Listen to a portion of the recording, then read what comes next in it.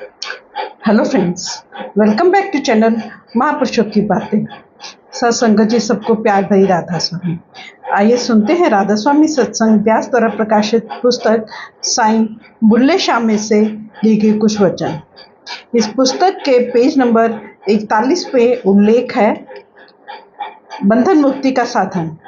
शीर्षक है ये, मन माया के बंधनों में कैद जीव इनसे मुक्त कैसे हो। मौलाना आजाद रुबायते सरमद की भूमिका में लिखते हैं कि मादी बंधनों में जकड़ा हुआ मनुष्य इनसे छूट नहीं सकता जब तक इसके दिल पर कोई सख्त प्रहार न हो। शहद पर बैठी मक्खी बिना उड़ाए नहीं उड़ती।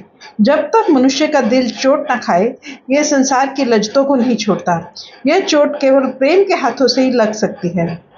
प्रेम के फरिश्ते की प्रबल भुजाओं में वह शक्ति है कि उसकी तलवार का पहला वार ही खून के संबंध और सांसारिक आकर्षण की जंजीरों को टुकड़े टुकड़े कर देता है। आप प्रसिद्ध सूफी अत्तार के उदाहरण से कहते हैं कि काफिर अर्थात गैर मुस्लिम को कुफ्र और मोमिन अर्थात मुसलमान को दीन मुबारक हो। आशिक अर्थात प्रेमी को केवल प्रेम के दर्द की एक रत्ती ही काफी है। कामिल पीरों, फकीरों, संतों, महात्माओं ने मनुष्य जीवन का यह मौलिक भेद खोला है कि संसार और इसकी वस्तुओं और पदार्थों का प्यार मनुष्य को संसार और आवागमन के चक्कर से बांधता है, पर परमात्मा उसके नाम का प्यार और उसको इन बंधनों से छुड़ाकर परमात्मा से मिलाता है।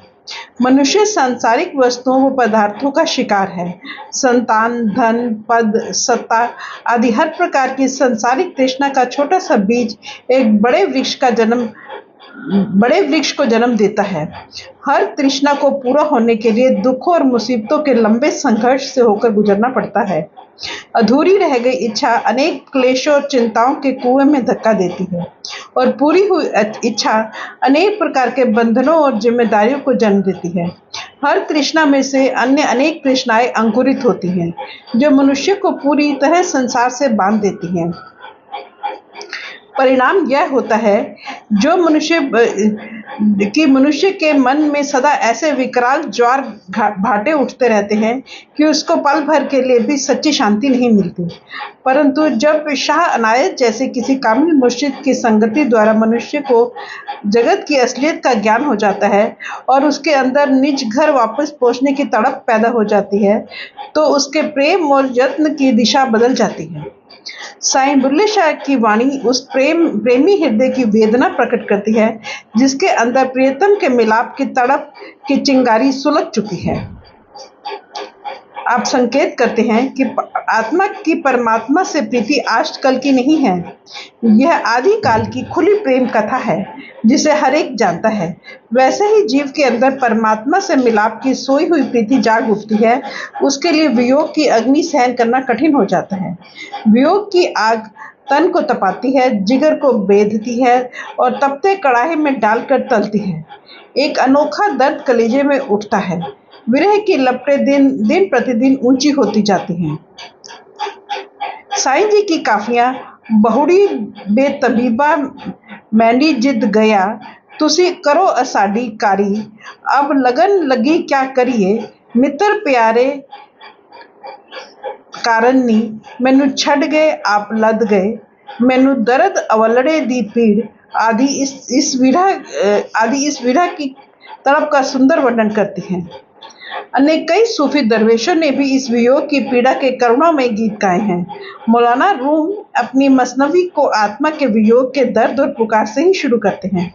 आत्मा रूपी बांसुरी कहती है कि मैं अपने वियोग को शिकायत की कहानी वर्णन कर रही हूँ।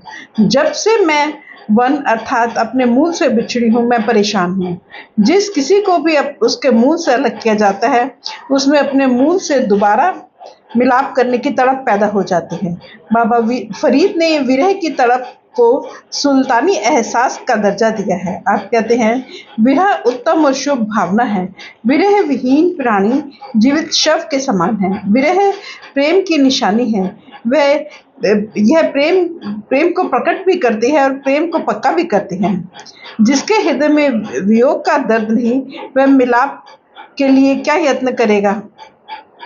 सच्चा प्रेमी प्रियतम प्रियतम का पल भर का वियोग भी सहन नहीं करता। वह बार बार प्यारे को अपनी ओर मुख मोड़ने के लिए विनती करता है और प्रियतम को हृदय से लगाने के लिए मछली की भांति तड़पता है। साजन की ओर से की गई पल भर की देरी असह्य हो जाती है। जैसे जैसे मिलाप होना ही चाहिए, चाहे उसके लिए जान ही क्यों ना कुर्बान करनी पड़े। साईं बुल्ले शाह की वाणी में केवल विरह के दर्द भरे वर्णन ही नहीं है, मिलाप के सुहावने पलों का भी रंगीन वर्णन है। इस प्रकार की सुंदर सुंदर काफी घड़ियाली दियो निकालनी, खून पी घर आया लाल है। प्रेमिका चाहती है कि अब जबकि प्रियतम घर आ गया है, समय रुक जाए तथा वियोग की सब संभावनाएं समाप्त हो जाएं, ताकि प्यारे के मिलाप और उसमें से प्राप्त अलौकिक आनंद का कभी अंत न हो। साईं बुल्ले शाह में परमात्मा के प्रेम का भाव इतना प्रबल है कि आपने दयालु प्रभु को सर्वशक्तिमान, सर्वज्ञाता, सर्वव्यापक, हाकिम, राजिक, खालिक आदि दिखाने पर कम और प्यारा, प्रियतम या दिलबर, जानी दिखाने पर अधिक बल दिया है। आप कहते हैं इश्क अल्लाह की जात है, इसलिए आपने स्वयं को प्रेमिका और परमात्मा को प्रियतम के तौर पर वर्णन किया है। साईं जी के लिए वह परमात्मा सज्जन या साजन, माही या साई, शौहर या पति, रांझा या रांझन, होत या पुन्नु, कृष्ण या काहन है। साईं जी उस महबूबे हकीकी को लैला, महिवाल, ढोला, प्रीतम जानी, दिलबर, यार और सुंदर यार आदि कहकर पुकारते हैं। आपकी महबूब से इतनी आश्चर्यमय निकटता है कि आप उसको तू तू कहकर पुकारते हैं और उसको छलिया, जादूगर, भेखी, चोर और ठग भी कह देते हैं। आपने अपने प्यारे के साथ कई प्रकार के कलोल किए हैं। आपके वर्णन में लाड है, प्रेम है, मान है और गर्व है, एक यकीन और भरोसा है। आप अपनी बेपरवाही और मस्ती में प्रियतम से पूछते हैं, कुछ असीवी तैनू प्यारे हाँ कि मैयो घोल घुमाई हाँ। इस प्रेममय अंदाज में ही आप कह उठते हैं, एक रांझा मैनू लोड़ी दा, रस्सी दा दिल लुट्टन कारण होत पुनु बन आया है। टुक बूझ हो कौन छुप आया है, किस भेखी भेख बटाया है। मेरी बुक्कल दे बिच चोर साधो, किसनो कूक सुनावा। लुकन छप्पन ते छल जापन ए तेरी वडियाई। कुल मालिक माया के पर्दे के पीछे छिपा प्रकाश का पुंज है, पर साईं बुल्ले शाह के लिए एक ऐसा महबूब है जिसने आशिक को तड़पाने के लिए अपने प्रकाश को घूंघट के पीछे छिपा लिया है। कहते हैं उसका मुख एक जोत है, घूंघट है संसार, घूंघट में वह छिप गया, मुख पर आंचल डाल। साईं बुल्ले शाह के लिए आसमान में चमकते तारे प्यारे प्रीतम के जादू का कमाल है। मायावी संसार भी उस जादूगर प्रियतम के जादू का ही चमत्कार है, जो रस्सी के सर्प होने का भ्रम पैदा करता है। वे तू कैसे चैंचर चाहे, तारे खारी हेठ छुपाए, मुंजदी रस्सी नाग बनाए, तेरे सिहरा तो बलिहारी। उस परमात्मा को रूप, रंग, वर्ण और जाति से न्यारा कहा गया है, परंतु साईं जी उस परमेश्वर की इस विशेषता को भी ऐसे प्रेममय नखरे से वर्णन करते हैं कि वे निराकार प्रभु के निकट रहता हुआ सज्जन या प्रियतम ही प्रतीत होने लगता है। कहते हैं वाह वाह रमज सज्जन दी होर, आशिक बिना न समझे कोर, बुल्ला शाह न कोई न वेखे, जो वेखे सो किसे न लेखे। उसका रंग न रूप न रेखे, ओह ए होवे होके चोर। वह मालिक सर्वशक्तिमान है और उसकी रजा या भाड़ा भी सर्वसम्मत है, परंतु साईं जी के लिए कुल मालिक वह अलबेला महबूब है जो न किसी की पूछता है न किसी की मानता है। वह मनमानी करने वाला सुंदर शौ है। उसकी चतुराई यह है कि पर्दे के पीछे बैठकर रमजे करता है और तारे हिलाता है, सामने आकर बात करना पसंद नहीं करता।